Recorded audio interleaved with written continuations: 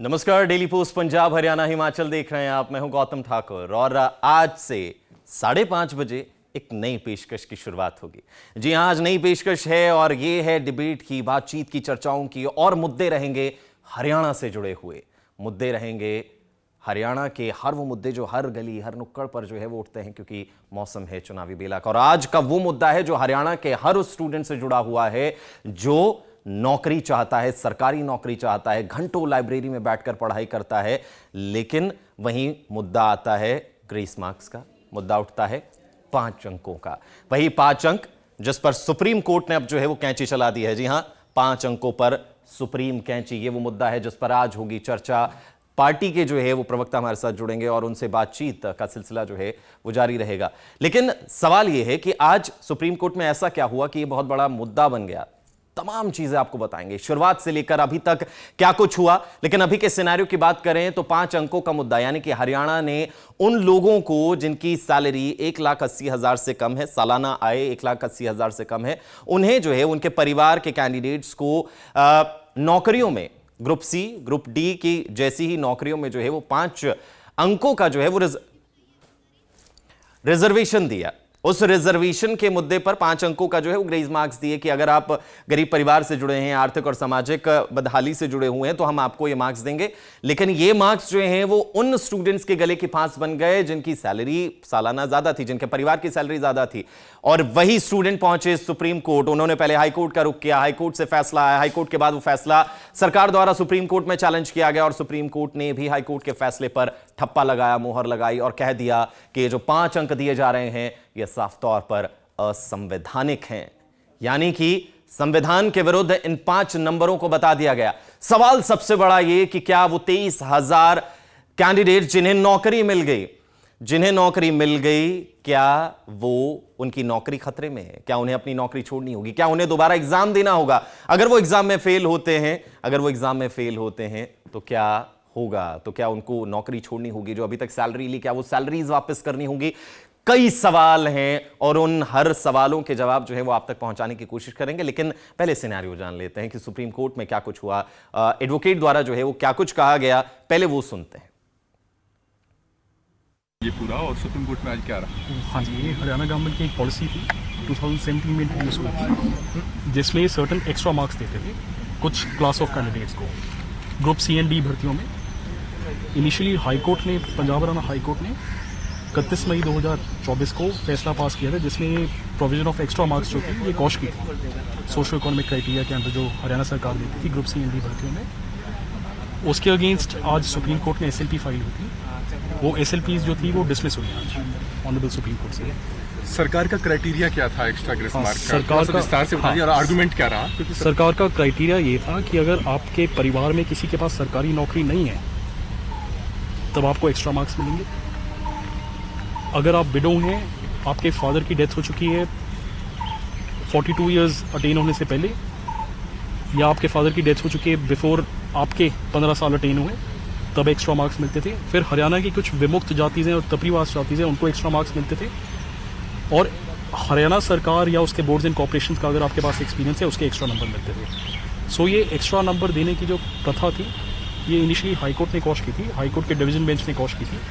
उसके against supreme court में आज SLPs दायर हुई थी। वो SLPs जो थी आज डिसमिस हुई थी। ना सिर्फ एडवोकेट बल्कि वो अभिभावक, वो कहा जाए कि स्टूडेंट, वो कैंडिडेट्स भी अपना बयान देते हुए नजर आए जो सुप्रीम कोर्ट के चक्कर काट रहे थे। वो स्टूडेंट क्या कुछ कह रहे हैं, आइए सुनते हैं। सरकार क्या कर रही थी कि पिछले कुछ सालों से कभी 20 मार्क्स कभी 10 मार्क्स, अब 5 नंबर ये लेके आए थे एग्जीक्यूटिव ऑर्डर। ना उस पर कोई कमीशन बिठाया गया, ना कोई एक्सटेंसिव स्टडी कराई गई, लेकिन इन्होंने फैमिली ID एक डॉक्यूमेंट है, उसके भी आप पे 1,80,000 रुपीज़ है, जिनकी भी कम इनकम थी सालाना, उनको 5 मार्क्स देने शुरू कर दिए। तो बहुत सारे लोगों ने उसमें फ्रॉड भी किया। हमने है ना, सबसे पहले जब हमारे साथ डिस्क्रिमिनेशन हो रही थी, क्योंकि लगभग हर 100 स्टूडेंट में से 90 अबो स्टूडेंट्स 5 मार्क्स क्लेम कर रहे थे, तो हम तो पहले ही एक हारी हुई रेस में भाग ले रहे थे। तो हम हर बार मेरिटोरियस स्टूडेंट रहे हैं, लेकिन हमको लास्ट में 5 मार्क्स दे के हर बार कर दिया गया। तो हमारे साथ बहुत बड़ी डिस्क्रिमिनेशन हो रही थी। लेकिन उसके बाद जब हम कोर्ट गए तो कोर्ट में हमने वेरिफिकेशन के लिए केस डाला था। अब जैसे ही सुप्रीम कोर्ट का फैसला आया उसके तुरंत बाद जो है वो प्रेस वार्ता की गई। नायब सिंह सैनी जो कि हरियाणा के मुख्यमंत्री हैं, उन्होंने इसी मुद्दे पर क्या कुछ कहा वो भी सुनिए। अगले 100 दिनों में मैंने पिछले दिनों ये बात कही थी कि हम हरियाणा में 50,000 भर्तियां करेंगे। हम उन 50,000 भर्तियों का आने वाले समय में ये संकल्प लेते हैं कि हम उसको पूरा करेंगे। परंतु आपके माध्यम से आज मैं 5 बातें हरियाणा के जनता के सामने पहुंचाना चाहता हूं। हमारी सामाजिक आर्थिक नीति अंत्योदय पर आधारित है। हम इस नीति पर अडिग थे, अडिग रहेंगे, अडिग हैं। जिन हजारों युवाओं ने आज इस नीति के बल पर हरियाणा सरकार में ज्वाइनिंग की है, किसी को भी निकलने नहीं दिया जाएगा। आज इस फैसले से सीईटी के एग्जाम पर कोई सवालिया निशान नहीं है। कांग्रेस के लोग इस फैसले पर ओछी राजनीति के लिए उल्टे सीधे बयानबाजी कर रहे हैं। वो झूठ फैलाने का काम कर रहे हैं, वो भ्रम फैलाने का काम कर रहे हैं, क्योंकि हमारी सरकार गरीबों के हकों के लिए लड़ रही है। हम इनको अगर जरूरत पड़ी एक विधेयक विधानसभा में ला करके लेकर के आएंगे।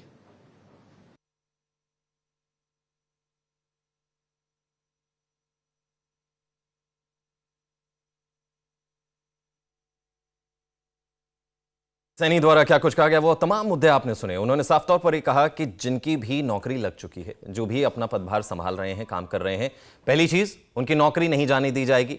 दूसरी चीज, अगर जरूरत पड़ी तो विधेयक जो है वो विधानसभा में लेकर आएंगे और उससे जो है वो समाधान निकालेंगे। लेकिन सवाल सबसे बड़ा ये है कि क्या वाकई पुख्ता तौर पर ये चीज़ें संभव हैं? क्या ये रास्ते जो सुझाए जा रहे हैं उससे उन स्टूडेंट्स की या उन लोगों की, युवाओं की टेंशन कम होगी जो इस वक्त नौकरी में बैठे हुए हैं और अब उनको सबसे बड़ी चिंता अपनी नौकरी जाने की है?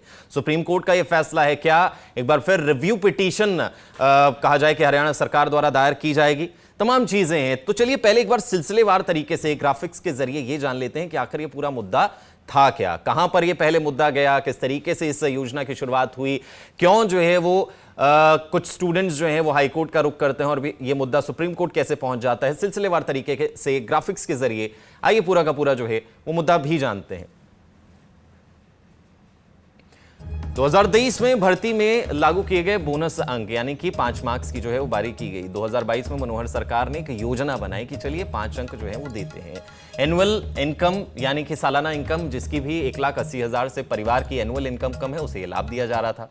घर में पहले से किसी सरकारी नौकरी जो है वो किसी शख्स की नहीं होनी चाहिए, ये भी एक शर्त थी। ग्रुप सी, डी, सीईटी में जो है वो 5 बोनस अंक दिए जा रहे थे। क्राइटेरिया आपने समझा। 5 मई 2022 से यह फैसला लागू भी कर दिया गया और उसके बाद एग्जाम जो है वो होते हैं। एससी, ओबीसी के अलावा जनरल कैटेगरी को भी लाभ मिला इसका, यानी कि जिनकी आय कम है उन्हें यह लाभ मिला। योजना के खिलाफ कुछ वंचित युवा जिन्हें नौकरी नहीं मिली वो सीधा जो है वो हाईकोर्ट पहुंच गए और 1 साल तक कानूनी लड़ाई उनके द्वारा लड़ी गई। हाईकोर्ट में जिरह होती रही। हाईकोर्ट ने 31 मई 2024 को सरकार का फैसला रद्द कर दिया, यानी कि 5 अंकों वाला जो फैसला वो रद्द किया। हरियाणा सरकार ने सुप्रीम कोर्ट में हाईकोर्ट के फैसले को चुनौती दे डाली कि जो फैसला आया वो गलत था। हरियाणा स्टाफ सिलेक्शन कमीशन के जरिए सुप्रीम कोर्ट में 4 पिटीशंस जो है वो दायर की गई थी। 23,000 युवाओं की नौकरी पर अब जो है वो तलवार लटकी हुई सी नजर आती है। सुप्रीम कोर्ट के फैसले के बाद दोबारा क्या इन्हें एग्जाम देना होगा, बड़ा सवाल है। योजना का लाभ पा चुके युवाओं की क्या नौकरी जा सकती है, बड़ा सवाल है, क्योंकि शंकाएं बनी हुई हैं। आपको बताएं कि 53,000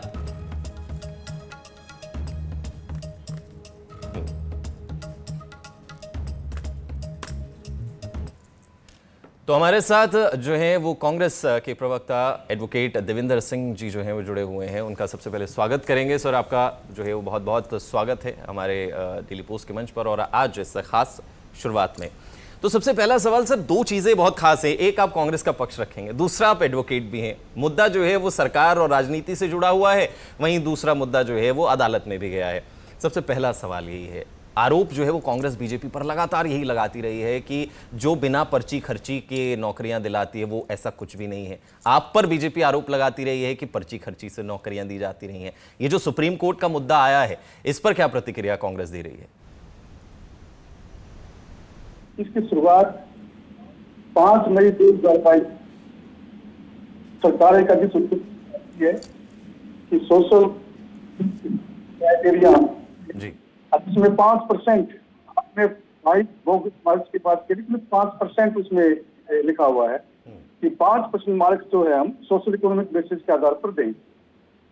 कुछ कैंडिडेट्स ने उस नोटिफिकेशन को चैलेंज कर दिया हाई कोर्ट के अंदर जी, और हाई कोर्ट ने जो दिया जो 31 को 2024 को था, और हाई कोर्ट ने माननीय उच्च न्यायालय में कि ये जो है ये बगैर माइंड अप्लाई किए हुए सारा का सारा परपंच जो है सरकार ने रखा है। किसी भी अधिसूचना को करने से पहले भी आपने बेनिफिट लेके आनी होती है, डाटा एकत्र करती है कि हमारे पास ये डाटा अवेलेबल है और इस डाटा के आधार पर ये जरूरतमंद लोग हैं और इनके लिए हमें स्पेशल पॉलिसी या कोई इस तरह का काम करना है। ना तो कोई इनके पास क्वांटिफाइड डाटा था और ना कोई एक्सटेंसिव स्टडी थी, कोई रिसर्च थी, ना तो कमीशन। तो सारी लीगली लकूना, अगर आपने अपने संबोधन में कहा कि मैं एडवोकेट हूँ, तो लीगली इतने सारे छोड़ के वो लापरवाही हरियाणा सरकार की रही, जिसके कारण आज हजारों जो हमारे बेरोजगार जो बच्चे हैं वो उनको बड़ा सेट बैक लगा इसके कारण। अभी करके हटे हैं, उनके द्वारा भी जो है कहा गया कि भाई हमने तो पूरा का पूरा जो है वो कोशिश ये रहेगी कि उनकी नौकरियां ना जाएं। दूसरी चीज कि अगर जरूरत पड़ी तो विधेयक भी जो है वो लेकर विधानसभा में आया जाएगा, यानी कि नौकरी 23,000 कैंडिडेट्स की, उन युवाओं की बचाने की पूरी कोशिश है सैनी सरकार की। नहीं, वो तो कोशिश है, चलो वो आप लेकर, लेकिन कैसे लेके आएंगे? आज देखो आप सुप्रीम कोर्ट में भी एसएलपी डिसमिस कर दी, एसएलपी को एंटरटेन ही नहीं किया। ये क्या होता है कि नोटिस कर देते हैं, उसके बाद जवाब आता है, केस चलता है, लेकिन एसएलपी ही डिसमिस कर दी सुप्रीम कोर्ट ने। तो बड़ा मुश्किल है कि अब इसको ये सिरे चढ़ना। अब तो गवर्नमेंट की जो जितनी भी लापरवाही सरकार ने की, जैसे मैंने आपको एक सारे पॉइंट आपके सामने रखे हैं। सीईटी कोर्ट ने 37 नंबर पैरे के अंदर से बिल्कुल माना है कि state miserably failed to understand the ethos of the constitution. Constitution आपको एक मैकेनिज्म प्रदान करता है। आर्टिकल 309 है, अनुच्छेद 309, जिसके तहत आपको रूल बनाने पड़ते हैं, लेकिन कुछ नहीं। 9.9 में संविधान मानना और फिर सारा का सारा जो है बर्डन बोझ डाल देते हैं गरीब बेरोजगार पर और विपक्षी पार्टियों पर कि इनको तो राजनीति करनी है। हमें राजनीति करने की क्या जरूरत है? कांग्रेस स्पोक्सपर्सन में आपको बोलूं, अगर आपने अच्छी तरह से काम किया होता, अगर आपने कानूनी रूप से चले होते तो आज सब कुछ ठीक होता, लेकिन आपने तो कसम खा रखी कानून को मानना ही नहीं, सारे काम इलीगल करने हैं, कॉन्स्टिट्यूशन में विश्वास नहीं है। तो ये हो रहा है। अब आज एसएलपी जैसे मैंने आपको बोला कि डिसमिस होती गई। तो देवेंद्र जी चलिए एक रिजर्वेशन की भी बात कर लेते हैं, क्योंकि मुद्दा जुड़ा ही रिजर्वेशन के मुद्दे से ही है कि 5 अंक जो है वो एक्स्ट्रा दिए जा रहे हैं, लेकिन अभी तक जो प्रथाएं चलती आ रही हैं कि गरीब पिछड़े वर्ग को रिजर्वेशन दिया जाता है। कांग्रेस इस रिजर्वेशन को कितना सही, कितना बेहतर मानती है आज के सिनेरियो में? क्योंकि आज बहुत ज्यादा वक्त बदल गया है। वो एक दौर था जब पिछड़ा वर्ग वाकई बहुत ज्यादा पिछड़ा वर्ग था, लेकिन अभी चीजें सुधरी हैं। आज कांग्रेस जो है वो इस मुद्दे को, इस रिजर्वेशन को कितना सही, कितना बेहतर, जो पुरानी प्रथाएं चलती आ रही हैं उसे मान रही है? गौतम जी, रिजर्वेशन आरक्षण तो बहुत जरूरी है। अगर आपने एक पार्टी को, सेगमेंट को ऊपर उठाना है तो रिजर्वेशन तो आपके लिए मस्ट है। जहां तक आज की डिबेट की बात है, तो आज जैसे आपने आज मेरे को बुलाया है, इसके अंदर जो सवाल आपने मेरे से पूछा, ये सवाल इस केस के अंदर भी उठा था। और माननीय उच्च न्यायालय ने कहा कि जब इकोनॉमिक आधार के ऊपर 5 से 10% जो रिजर्वेशन मिली हुई है, तो आपका सोशल इकोनॉमिक क्राइटेरिया सेटअप करने की क्या जरूरत है? क्योंकि दोनों आपस में क्लैश हो रहे हैं, ठीक है ना? कि आप उन्हीं को इकोनॉमिक आधार के ऊपर रिजर्वेशन ग्रांट कर रहे हो और फिर 5 नंबर एक्स्ट्रा भी उनको दे रहे हो। तो इसका कोई जवाब एडवोकेट जनरल ने नहीं दिया। पूरा फेड था इस बात, दलील, कोई फैक्ट, कोई स्टडी, कोई रिसर्च, कुछ नहीं, बस सब कुछ बोगस। तो यह हाल इस केस का होना इतना कैसा आपने देखा वो हुआ। और जहां तक आपने बात की कि कांग्रेस पार्टी का आरक्षण के प्रति क्या रुख है, हमारा बिल्कुल साफ रुख है। हमारा तो सुविधा भी पार्लियामेंट के इलेक्शन में भी हमारा साथ करना है। हम तो आरक्षण के हक में हैं। हम चाहते हैं कि हर गरीब को, दलित को, पिछड़े को, सभी को आरक्षण का लाभ मिले और उचित लाभ मिले। उसको उसका हक है, उसको मिलता रहे, उसमें क्या परेशानी? सदियों से जिन्होंने पीड़ा सही है और जो पीछे रहा है इतना बड़ा समाज, अगर आज मुख्य धारा में लाने का अगर कोशिश है सरकार की, और पिछले कई जब से देश आजाद हुआ है कोशिश जारी है, और ये मिलना चाहिए, इसमें कोई जो दो राय की बात है नहीं कुछ इसलिए पैंपट करने की। देवेंद्र जी, एक एडवोकेट होने के नाते आप किस नजरिए से इसे देखते हैं, और खासतौर पर जो सीएम सैनी का बयान, उनकी प्रतिक्रिया सामने आई, उन्होंने कई मुद्दों को लेकर बोला। उन्होंने सबसे पहले तो ये बोला कि विधेयक हम लेकर आएंगे, दूसरा उन्होंने ये कह दिया कि हमें जो करना पड़े वो करेंगे, और साथ ही साथ ये जो नौकरियां उन्हें मिल गई है वो नौकरियां नहीं जाने दे पाएंगे। क्या क्या रास्ते हो सकते हैं एक एडवोकेट होने के नाते, उस पर क्या प्रतिक्रिया आप देंगे नौकरी के लिए? आपकी बात ठीक है, और लाकर देख लेंगे विधेयक क्या हो जाएगा उससे। और गौतम जी, ये सिर्फ ये जो सोशल इकोनॉमिक वेलफेयर वाला ही नहीं, और भी बहुत सारे सिलेक्शन, चाहे वो टीचर्स का हो, चाहे वो किसी डिपार्टमेंट का हो, ढेर सारी भर्तियां हाईकोर्ट ने निरस्त कर दी है। क्यों?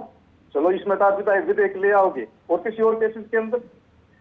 असली वजह तो ये है कि सरकार ने किसी भी सिलेक्शन में, चाहे वो कौन सी भी पोस्ट का सिलेक्शन हो, नियमों का कायदे से पालना नहीं की उन्हें। अगर की होती तो आज ये हाल नहीं देखना पड़ता। और मैं तो आपको फिर ये कह रहा हूँ कि अगर सुप्रीम कोर्ट ने, माननीय सर्वोच्च न्यायालय ने जब आज ऐसे कोई डिसमिस कर दी है, तो कल को जो कैंडिडेट वो जाएंगे उस विधेयक को भी चैलेंज करेंगे कि ये तो गलत है, क्योंकि आपके फैसले को निरस्त करने के लिए, नलिफाइड करने के लिए, आपके फैसले को प्रोवाइड करने के लिए जो विधेयक लेकर आएंगे, समस्या सरकार के सामने आएगी।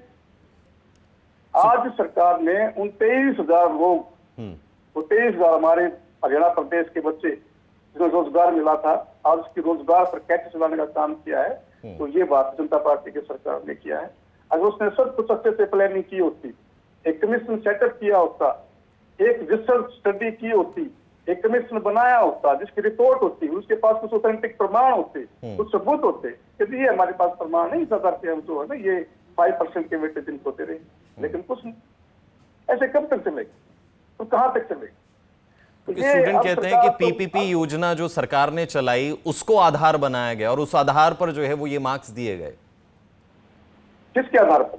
परिवार पहचान पत्र के आधार पर। कई कैंडिडेट जो ये मुद्दा लेकर सुप्रीम कोर्ट परिवार पहुंचे, पहचान पत्र भी इसके अंदर डिस्कस है।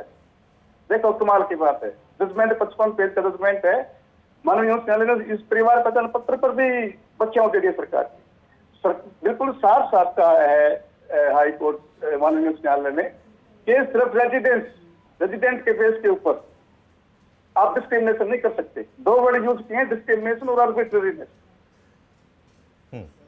कि सिर्फ परिवार पहचान पत्र अगर किसी का है तो सिर्फ रेजिडेंस के बेसिस के ऊपर, प्लेस ऑफ बर्थ के ऊपर आप जो है, जैसे आपने अभी देखा हुआ जजमेंट आया था थोड़ी देर पहले, जिसके अंदर 75% हरियाणा के जो लोग थे उनको आरक्षण दिया गया था, वो भी कोर्ट ने खारिज कर दिया।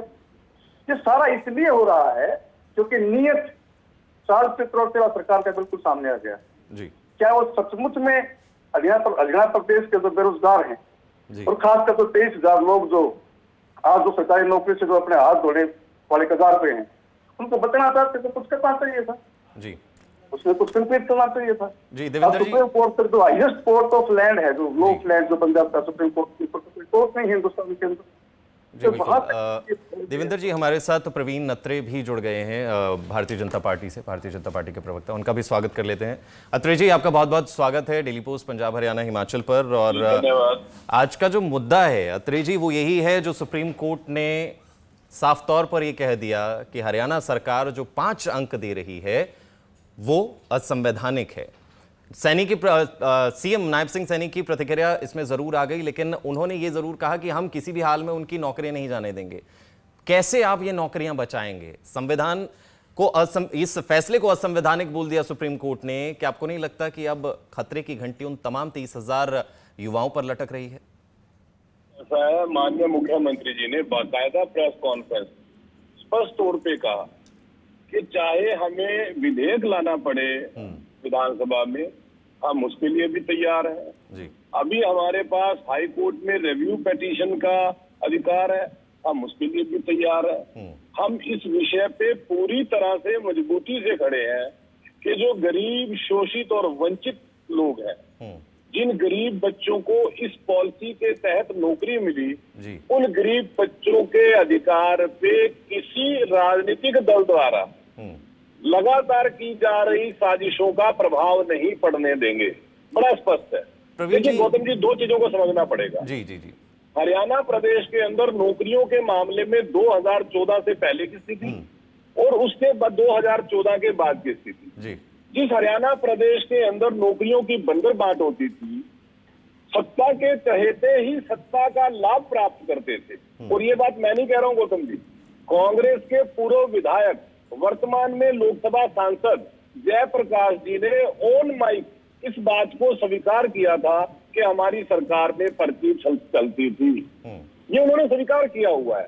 और यही हमारी लड़ाई थी कि जहां पहले सत्ता के चहेतों को सत्ता का लाभ प्राप्त होता था, पर्ची और खर्ची से नौकरियां प्राप्त होती थी, जो गरीब परिवार थे, ऐसे बच्चे जिनके माता पिता नहीं है, जो गरीब हैं, उनको नौकरियां तो बहुत दूर की बात है, सरकार की योजनाओं से भी दूर रखा जाता था। प्रवीण जी, एक सवाल आप ही की बात से निकलकर सामने आता है, मैं वो सवाल पूछना चाहूंगा। आपने कहा कि हम पूरी तैयारी के साथ जो है वो इन नौकरियों को बचाएंगे, है ना। अब नायब सिंह सैनी जो सीएम है, उनके आपने जवाब को भी कोट किया, लेकिन मेरा सवाल आपसे ये है कि क्या जब ये योजना बनाई जा रही थी, जब ये 5 नंबरों की योजना बनाई जा रही थी, क्या तब पूरी तैयारी नहीं की गई?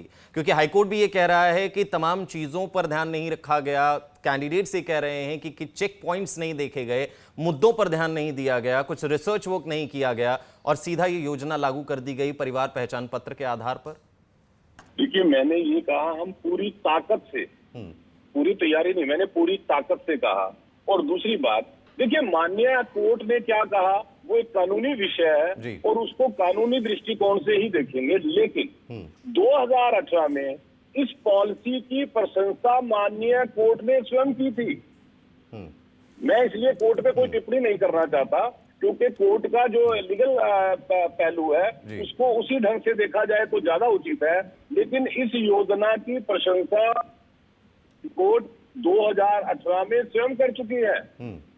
तो आप गौतम जी, आप समझिए कि इसको किस तरह से देखा जाना चाहिए। बिल्कुल, आपकी बातों को मैं बहुत सही तरीके से समझने की कोशिश कर रहा हूं प्रवीण जी। साथ ही साथ हमारे साथ देवेंद्र सिंह जी भी जुड़े हुए हैं, जो कि कांग्रेस के प्रवक्ता के तौर पर एडवोकेट प्रवीण जी जुड़े हुए हैं। जरा उनका भी प्रवीण जी रिएक्शन ले लेते हैं। देवेंद्र जी, प्रवीण जी कह रहे हैं कि पूरी ताकत से जो है वो हम उनकी नौकरियां, जो नौजवान नौकरी पर लगे हैं, पूरी ताकत झोंक देंगे। चलो ठोके ताकत, अच्छी बात है। और ये क्या कह सकते हैं, और ये कहेंगे कि नहीं सुप्रीम कोर्ट माननीय सर्वोच्च न्यायालय ने तो हटा ही दिया, केस खारिज कर दिया और अभी भी इनको बाहर निकाल देंगे, ये कैसे बोल सकते? इनका हक है ये बोलना। अगर इन्होंने हाई कोर्ट के अंदर अच्छी तरह से केस लड़ा होता, अगर नोटिफिकेशन जारी करने से पहले होमवर्क किया होता सरकार ने, कुछ कोई क्वांटिटेटिव डाटा इकट्ठे किए होते, कोई रिसर्च कोई स्टडी की होती, कुछ तो किया होता, ताकि आपका वकील आपकी पैरवी, सरकार की पैरवी अच्छी तरीके से कोर्ट में कर पाता।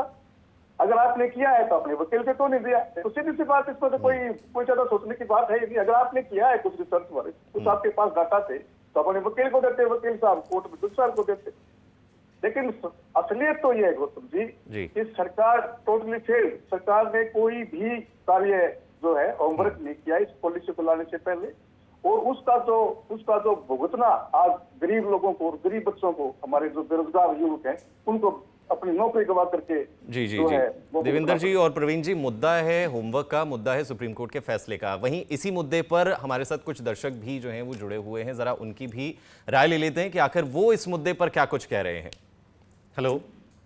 हाँ जी सर, हेलो जी, कहाँ से बात कर रहे हैं सर? आपका नाम और कहाँ से बोल रहे हैं प्लीज बताइए। हाँ जी, मैं जलंधर से बोल रहा हूँ जी।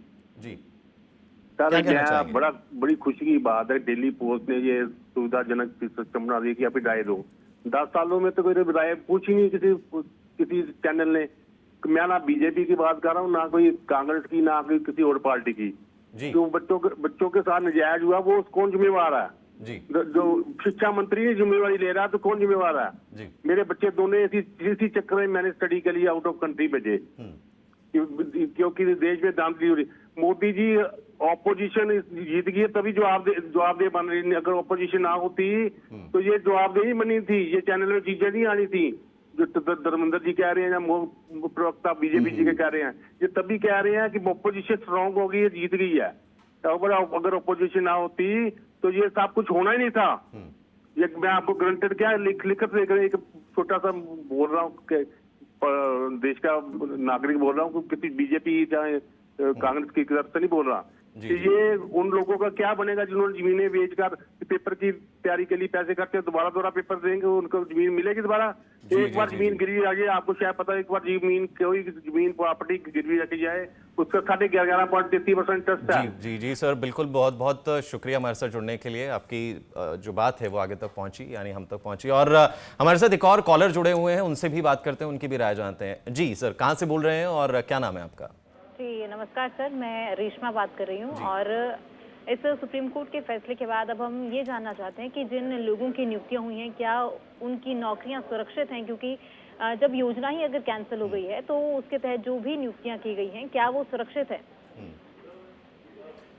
जी बिल्कुल, बहुत ही जेन्युइन आपका सवाल है। और ये सवाल सीधा जो है वो हम देवेंद्र जी से पूछते हैं। देवेंद्र जी, आप एक एडवोकेट होने के नाते क्या इसका जवाब देंगे कि क्या जो नौकरियां हैं वो सुरक्षित है? सुप्रीम कोर्ट का फैसला असंवैधानिक 5 मार्क्स को करार दे दिया, एडवोकेट होने के नाते क्या कहेंगे? गौरव जी, बिल्कुल मैं बड़े दुख से है, लेकिन आपने कहा कि एडवोकेट होने के नाते तो लीगली बिल्कुल जो है उच्च न्यायालय ने, माननीय उच्च न्यायालय ने बिल्कुल साफ कह दिया है, जितने भी पोस्ट हैं उनको दोबारा से सिलेक्ट किया जाए, दोबारा से एडवर्टाइज किया जाए, और जो उस पर लगे हुए जो थे लोग उनको भी जो है उनको टाइम दिया है कि आप भी अप्लाई कर सकते हो, उनको लिबर्टी ग्रांट करी है। तो नौकरियों पे तो खतरा बिल्कुल है, इसमें तो कोई गुंजाइश, कोई शक की गुंजाइश है ही नहीं, बिल्कुल है। अब तो चाहिए इनको कि जो है सरकार को जो भी कुछ कर सकती है तो ये तो खतरा तो बिल्कुल नौकरी से खतरा है, क्योंकि क्लियर का डायरेक्शन दिया है ऑनरेबल हाई कोर्ट ने, और ऑनरेबल हाई कोर्ट के जजमेंट के खिलाफ सरकार सुप्रीम कोर्ट में, सुप्रीम कोर्ट भी ऐसे डिसमिस हो सकती है। तो अब या तो जो डिस्ट्रिक्ट हुई है उसकी कोई प्रेटिव पिटीशन जो डालनी है या कोई रिव्यू पिटीशन डालनी है, और भी काफी कोर्स है लीगली कोर्स है, करना चाहे वो कर सकते हैं, लेकिन खतरा है। देवेंद्र जी, हमारे साथ एक और कॉलर जुड़ गए हैं, उनकी भी राय लेते हैं, उनके भी सवाल जो है वो सुनते हैं। जी कौन और कहाँ से बात कर रहे हैं? हेलो सर, मैं सरनजीत बोल रहा हूँ जी, लुधियाना से। जी सर, मेरा कह रही, हम तो सुप्रीम कोर्ट के बहुत बहुत आभारी हैं, क्योंकि जिस हिसाब से आजकल सुप्रीम कोर्ट चल रहा है, इसके कारण यार सरकारें दबा रही है। तो सरकार बीजेपी का शासन इस प्रकार का है कि वो अपने मन के हिसाब से काम करते हैं। अगर सुप्रीम कोर्ट ना हो तो शायद हमारे देश का बहुत बुरा हाल हो जाए। जी बहुत बहुत शुक्रिया आपकी राय हम तक पहुंचाने के लिए। तो ये जो है वो मुद्दा, कुछ लोग जो इसकी एप्रिसिएशन कर रहे हैं, इसकी सराहना कर रहे हैं। हमारे साथ जो है वो प्रवक्ता आज जुड़े, प्रवीण अत्रे जी। देवेंद्र जी, आपका बहुत बहुत शुक्रिया हमारे साथ जुड़ने के लिए, क्योंकि वक्त जो है वो इजाज़त नहीं दे रहा है इस बात को और आगे ले जाने की, क्योंकि ये मुद्दा जो है वो बहुत ज़्यादा संवेदनशील, बहुत ज़्यादा अहम है। और इसी तरीके से जुड़े हुए हरियाणा के अहम मुद्दे, हरियाणा के धरातल से जुड़े हुए अहम मुद्दे इसी वक्त यानी कि 5:30 बजे डेली पोस्ट पंजाब, हरियाणा, हिमाचल पर लगातार उठाते रहेंगे। तो बने रहिए हमारे साथ। और अगर आपके पास कोई मुद्दा है, कुछ अहम जानकारी है जो हम तक शेयर करना चाहते हैं तो वो भी आप हम तक ज़रूर पहुँचाएँ। फिलहाल इस डिबेट में इतना ही। मुझे यानी गौतम ठाकुर को दीजिए इजाज़त। नमस्कार।